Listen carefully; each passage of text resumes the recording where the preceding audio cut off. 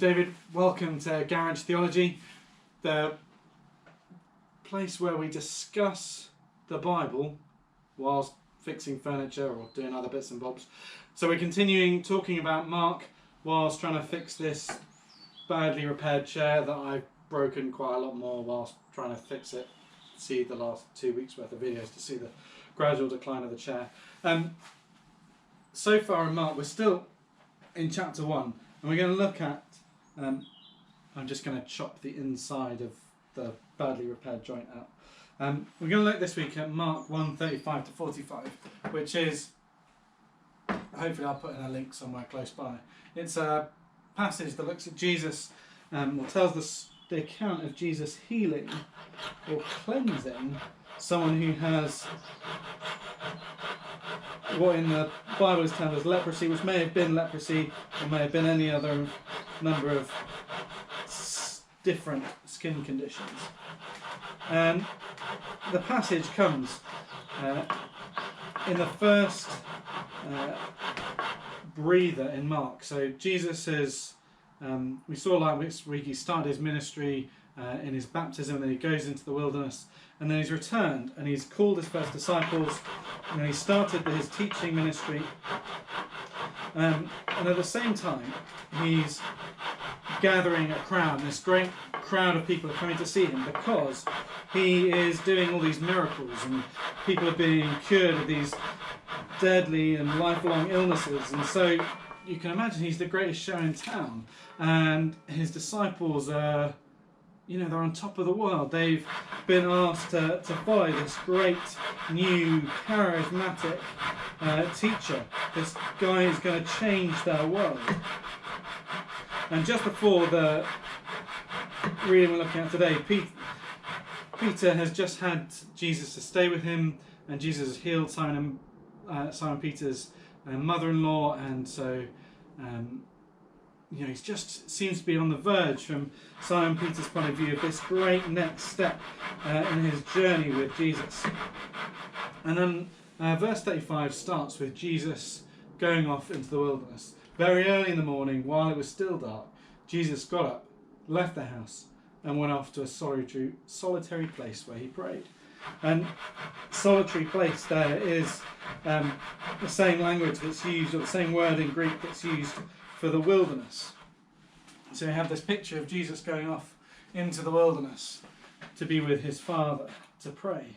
And wilderness, as we've said, is this really important image within the history of Israel. The wilderness is the place of repentance, restoration and fellowship. And here Jesus is going into the wilderness for fellowship with his Father. He's resetting himself to follow his Father's will. It's slightly strange to talk about God, talking to God to try and get God's will, but Jesus is fully man as well as fully God, and he needs this fellowship. And I was trying to think of it, and I had to go to High Wycombe this week to get my van serviced. It's the only place, or the nearest place, that will service my van. And I was trying to get from the garage, which is on the edge of High Wycombe, into the middle of High Wycombe so I could get a hot chocolate and do some work somewhere dry, and it was looking like it was going to start pouring down with rain. And so I was trying to get there quickly, so I was cutting across this massive playing field they have in High Wycombe. It must be, 3/4 of a mile long and several football pitches wide. And so I needed to go, thought I'll just go in a straight line as quick as possible, shortest route. And so I started walking, and I noticed that as I walked across the field, if I turned my head sideways to look at the guys playing football, I'd sort of walk off that way. And if I turned my head the other way to see what was the traffic going past, I'd walk off that way. But I had to keep my face turned towards where I was going, keep my eyes on the place I was heading to, or else I'd start wandering off in a different direction. That's what Jesus is doing here. He's keeping his face turned towards his Father, because he knows that there's a threat coming, an obstacle coming, a challenge coming, and that's what he's praying for, the strength to overcome that challenge. And the challenge, it appears, in a way that might seem strange to us. Simon Peter and his companions went out to look for him, and when they found him, they exclaimed, "Everyone is looking for you." And the word, the first word, "look for you" there, that Peter describes Simon Peter's what he's doing. It's the same word for looking when you're talking about hunting. Peter is hunting for Jesus. He's pursuing him. In his mind, Jesus should be being a different kind of teacher, a different kind of leader. Peter has a very fixed notion of what it means for Jesus to be Messiah, and it doesn't involve Jesus disappearing into the wilderness. Jesus should be in the town, ready to gather the crowd, ready to show off his power. Peter is full of enthusiasm, but he's not yet got any faith. He doesn't trust Jesus to know what he should be doing himself. And so he goes off hunting for him, trying to make it all for himself. Peter, like so many of us, is trying to create Jesus as God's Messiah in his own image. And that is always a mistake. God is not made for us. We're made for God. That line of, I could never worship a God who? Well, God is God, whether you like it or not. So Peter comes and challenges Jesus. He's implying you should come back. Everyone's looking for you. Come and gather the crowd. And how does Jesus respond? Well, following the time with his Father, he responds, let's go somewhere else. I've come here to preach. You know, we sometimes wonder, did Jesus come to do the miracles? Did Jesus come to do the big signs? No, Jesus came to preach. And the passage then follows on. So he travelled throughout Galilee, preaching in their synagogues and driving out demons. And then the next 4 verses, 40 to 45, are an example of what happens there. But if you read it, you'll see we don't have any preaching. Instead, we have an encounter between Jesus and a man with leprosy. And one of the things you have to understand about leprosy is that within the culture and the time, and not so different now, I guess, in a lot of ways, leprosy was just the worst thing that could happen to you in terms of conditions. You were despised and driven out of where you lived. The historians of the time described people with leprosy as the walking dead. You know, if we want to know where the idea of zombies come from in our culture, it came from the treatment of people with leprosy. They're properly hated and shunned. They have to be outside of the village, outside of the settlement. They cannot stay with their friends or with their family. And that's just, it's supposed to upset us. So Jesus encounters this guy who's been shunned by his family. I'm making a right pig's ear of this mess. He's been shunned by his family, he's shunned by everyone, he's been driven out, he's on his own. He says, Jesus, if you're willing, you can make me clean. I'll actually read what he says. What does he say? He says, if you are willing, you can make me clean.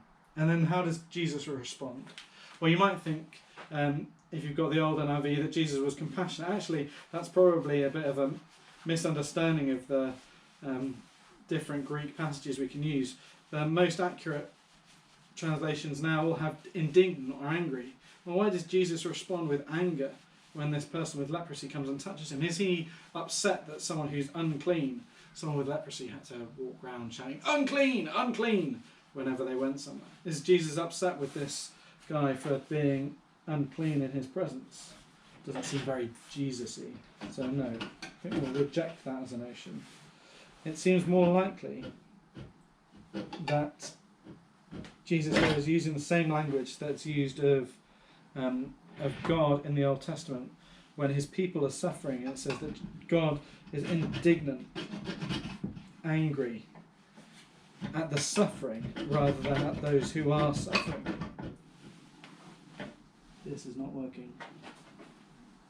God's anger, Jesus' anger here, is not aimed at the man, it's aimed at the suffering, both the suffering of the disease and the suffering that's imposed upon him by the society that says he has to be outside, he has to be unclean, he has to be untouchable. You know, he's gone his whole life since the diagnosis without touching anyone. And what does Jesus do? Verse 41. He reached out his hand and touched the man. I am willing, he said. And then he doesn't say be healed or be cured. He says be clean. Immediately the leprosy left him and he was cleansed. Now here's this man who is untouchable. The situation he's in is that he's completely without the ability to worship, without the ability to be around family.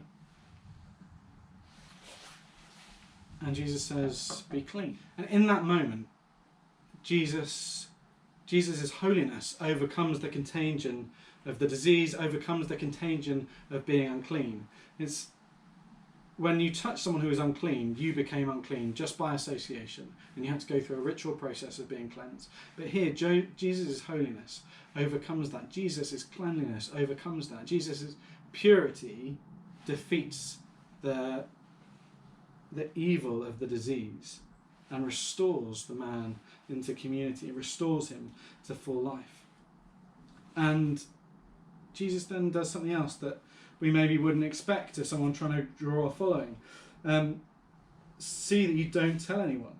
He makes the man promise that he won't tell people what Jesus has done. And the reason for that is it's because Jesus knows that the people are all like Simon Peter.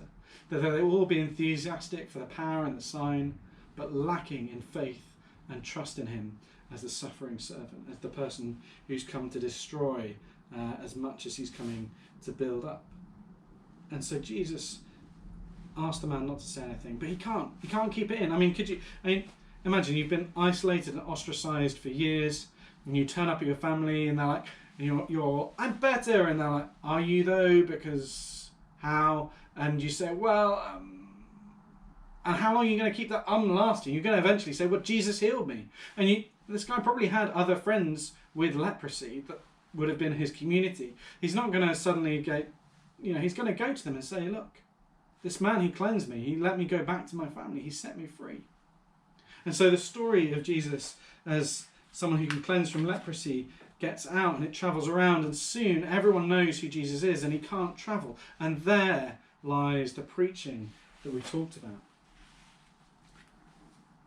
It says in verse 45, instead he went out and began to talk freely, spreading the news. As a result, Jesus could no longer enter a town openly, but stayed outside in the lonely places. Jesus has taken the burden that the man was experiencing. As a person with leprosy, he couldn't go in to the villages openly. He couldn't go into towns openly. He had to stay on the outside. He had to stay in the lonely places. It was only when Jesus came that he was able to go back and be amongst people. And then we see Jesus, who, because of his mercy towards this man, is now kept out of the towns. He's now restricted to just being in those places of quietness and solitude. His ministry is hampered by the burden he carried on behalf of this man.